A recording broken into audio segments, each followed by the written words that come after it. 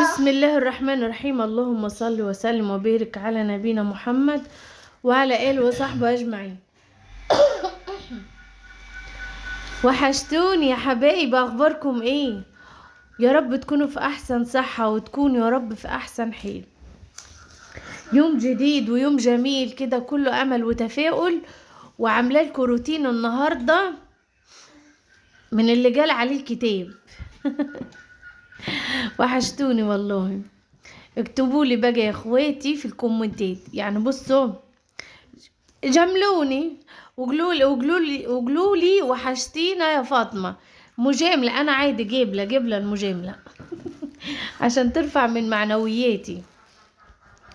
طبعا يا اخواتي اليومين اللي فاتوا دول كانوا يومين يعني كلهم ترابه، والله العظيم كان يومين صعبين قوي. بيوتنا كلها اتملت تراب طبعا، اكيد من الاخوات اللي من مصر ومن منيا ومن القاهره، كل المحافظات في وجه بحر ووجه جبلي كلها اتملت ترابه. والله انا كنت فاكره ان هو على وجه يعني عندنا احنا بس في الصعيد، يعني في محافظات الصعيد يعني وكده، المنيا وجنا وبني سويف والكلام ده واسيوط، افتكر هنا بس. اتاري الناس كلها، مصر كلها. بس الحمد لله الحمد لله عدت على خير. ربنا يحمي يا رب مصر، ويحمي بلادنا كلها، ويحمي كل الدول العربية، قادر يا كريم يا رب. فقلت اعمل الروتين دوت، لان والله يعني الشقة بقت مليانة تراب وعدمت ومناخيرنا اتسدت من الترابة. فرحت عملت الروتين الجميل التشجيعي دوت. البلكونة بتاعتي دي كنت تشيلي منها بالجوطة تراب. والله العظيم الحمد لله الحمد لله عدت على خير. وطبعا كل سنة وانتم طيبين اخوتي يعني المسيحيين، كل سنة وانتم طيبين. وكل سنة وانتم طيبين. مين يا اخواتي بيحتفل بشم النسيم؟ عارفة في ناس هتدخل تعترض وتقول لي لا، ما فيش حاجة اسمها شم النسيم والكلام ده، بس يوم يا اخواتي احنا بنتنشج، والله العظيم بنتنشج على يوم كده نفرح فيه ونطلع نتفسح فيه بقى. هعمل لكم يوم لشم النسيم ده، اقسم بالله تحلفوا بيه. هوريكم احنا بنعمل ايه في شم النسيم. تلوين البيض بقى وبتبقى خروجه حلوه، والفسيخ اكيد. يعني انا على فكره دلوقتي بكلمكم وانا قاعده اكل فسيخ. والله العظيم زي ما بقول لكم كده. يلا يا حبيبي كده صلى على الحبيب المصطفى صلى الله عليه وسلم، وما تنسوش تحطوا اللايك يا اخوتي، وتابعوا لي الاعلانات. الله يبارك لكم. والله العظيم يعلم ربنا ما في ارباح خالص عندي، يعني في 2 3 4 10 بالكتير هم اللي بيتابعوا لي الاعلانات. كتر الف مليون خيرهم، ربنا يسعدهم يا رب ويبارك لي فيهم ويجازيهم كل الخير. عبد الرحمن ابني طبعا واخد واجب، اديله اسبوع مش راضي يكتبه. فاشل فاشل، بقولها وبالامانه. والله المدرسين بيشتكوا لي منه، يقولوا لي ده مش كاتب الواجب. اقول لهم انا اللي جاي اوصيكم، اقول لكم خلوه يكتب الواجب. مقضاها لعب بس يا حبيبي، مش عارفه اعمل ايه معاه الواد ده. خلي بالكوا غير اخواته خالص. يعني انا عندي ادم وجنى ما تعبونيش في في موضوع الحضانه ده ولا الدراسه ولا الكلام ده، والله الحمد لله يعني. انما بودي واخد الطريق من اوله بالفشل يعني، ما شاء الله يعني هيطلع فاشل مالي هدومه.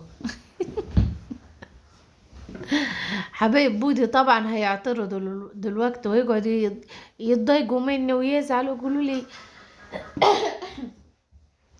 ما تقوليش على بودي كده. انا عارفه طبعا. ربنا يحفظكم يا رب. فاكرين الملاية دي يا اخواتي؟ الملاية دي كنت جايباها هو على عيد من العيدين. هو ده يا عبد. عبده قاعد يخوف يا مامي. فبص يا حبيبي، بص الفريزر عمل فيا ايه.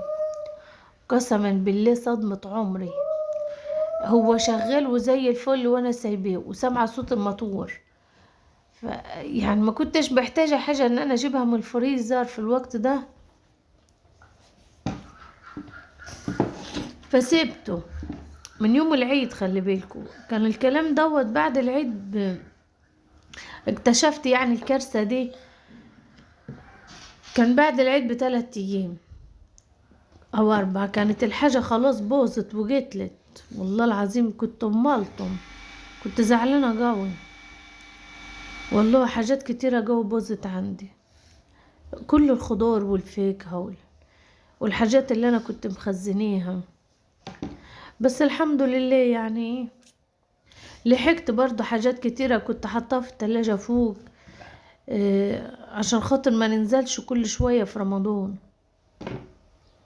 هما دول بس اللي قعدوا. بص الفريزر شغال وروكا لو تاخدوا بالكم، بس ولا بيسقع ولا يبرد ولا يتلج ولا اي حاجة. بص الطماطم اللي انا كنت مفرزاها، بصوا جوافية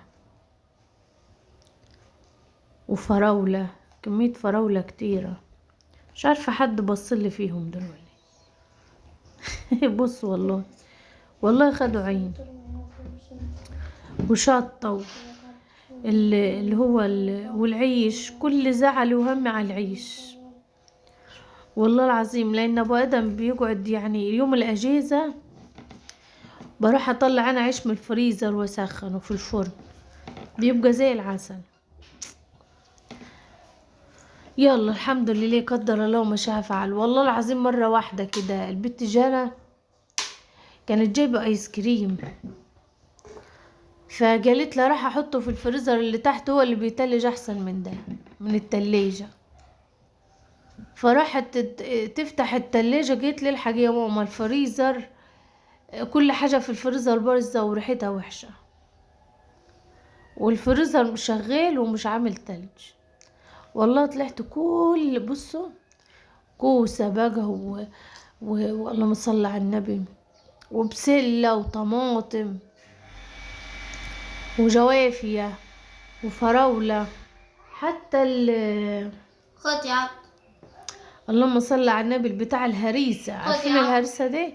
كنت مجهزاها برضو ايه، بعمل منها سمك، اعمل منها كنت بقى يعني بخلي الليمون واحطها على الليمون.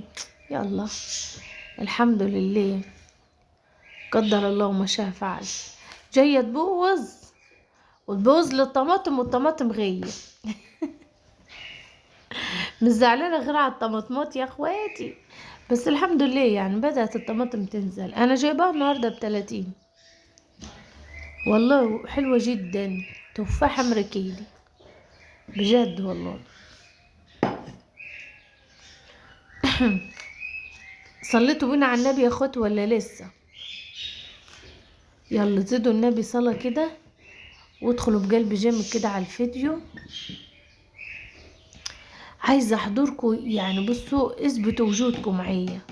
عايزة ليكوا حضور كده في الفيديو، مش تتابعوا لي الفيديو من بره، لا اكتبوا لي كومنت يا حبيبي وادخلوا الفيديو كده، الله يبارك لكم. اصلا في ناس انا عارفاك شايفاكي يا اللي بتفتح الفيديو من بره، بتتابعيه من بره مش داخله فيه. ادخل الفيديو، انا عايزه وجودكم معايا كده يملى المكان يملى. بصوا مش عارفه اجيب لكم ايه، اقول لكم ايه كده. عايزاكم تملوا مكانكم كده في القناه، اكتبوا كومنت و2 و1000 وقولوا لي انتوا بتتابعوني من اي بلد. والله بحب جميع الاعلام، عايزه اعلام كده تملى وبرصوا.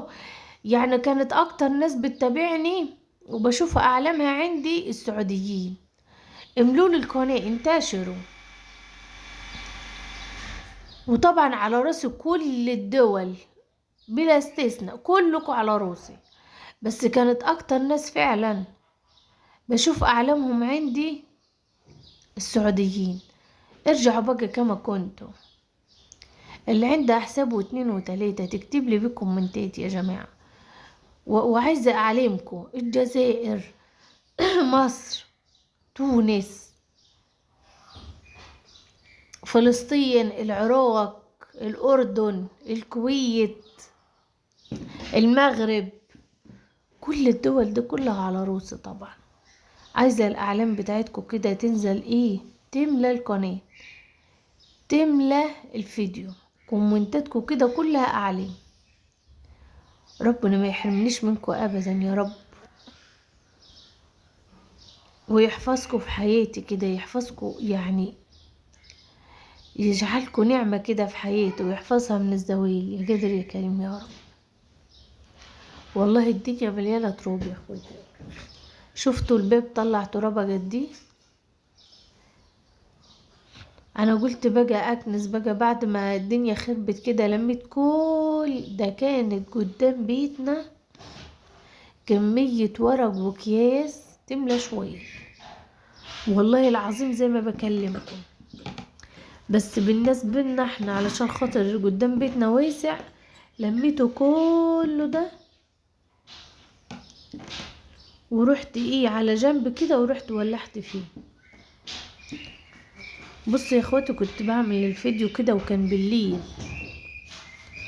والله يعني انا في اي وقت، خلي بالكم، مش بس انا بقول ايه لا ده الليل ده انا ارتاح فيه والكلام دوت واقعد، لا ما عنديش الكلام ده. شدوا حيلكم كده يا اخواتي وتنشطوا كده. اللي تلاقي نفسها كسلانه، تمام، تقرا المعوذتين. والله انا بعمل كده، تقرا المعوذتين وتقول الاذكار، تمام، وان شاء الله ربنا يبعد عننا الكسل. اوحش حاجه في الدنيا الكسل، والحمد لله. انا والله اليومين دول بصوا عايزه اقضيها نوم، كسل وخمول وارق كده متعرفوش، والصداع يا حبيبي، والله العظيم ما مخليه اي مسكنات، وبرضه الصداع ماسك دماغي، مش عارفه اعمل ايه، واخده كل المسكنات والله العظيم. وبرضه بص ما صدقت بقى الدنيا هديت، قلت ايه اغسل. ما انا ورايا الغسيل يعني، مش ما فيش راحه. بحب اغسل بالليل واعمل كل حاجتي بالليل، لانه بالكم انتوا في النهار دوت انا والله العظيم مش بقعد دقيقة في النهار. بروح مثلا اودي العيال الدرس، اودي ادم واجيب جنى، واودي جنى واجيب ادم. هو عبده فين ايه؟ ده شكله طلع فوق. خد يا عبد، يا عبدو. شايف ابنك طلع فوق، فايه تلاقي اليوم كله مشحون، مش لاقيه فيه وقت خالص، والنهار في دقيقة بيخلص. عبلت ما اودي ادم اودي ادم الدرس المدرسة، وبعد كده ارجع اودي عبده الحضانة، وبعدين اروح اجيب بعد ما يجي اقعد شوية، كنت اقضي مصلحة. الوقت بيجري بسرعة، راح ارجع تاني اجيب عبده من الحضانة، واجيب ادم من المدرسة اوديه الدرس، واروح نعدي نجيب جانا، وهكذا. والله العظيم يوم كده مرار وطفلحة والله بجد. بس سيبكوا انتوا يعني، والله انتوا بجد وحشتوني. ربنا ما يحرمنيش منكم ابدا يا رب، ويخليكوا ليا. بس يا عبدو يلا صلوا بينا على الحبيب المصطفى، وزيدوا النبي صلاة كده، وحطوا اللايك يا اخواتي. لو جابلكوا اي اعلان يا ريت تتابعولي. اشوفكم على خير ان شاء الله في فيديو جديد، ومع الف الف مليون سلامة يا احسن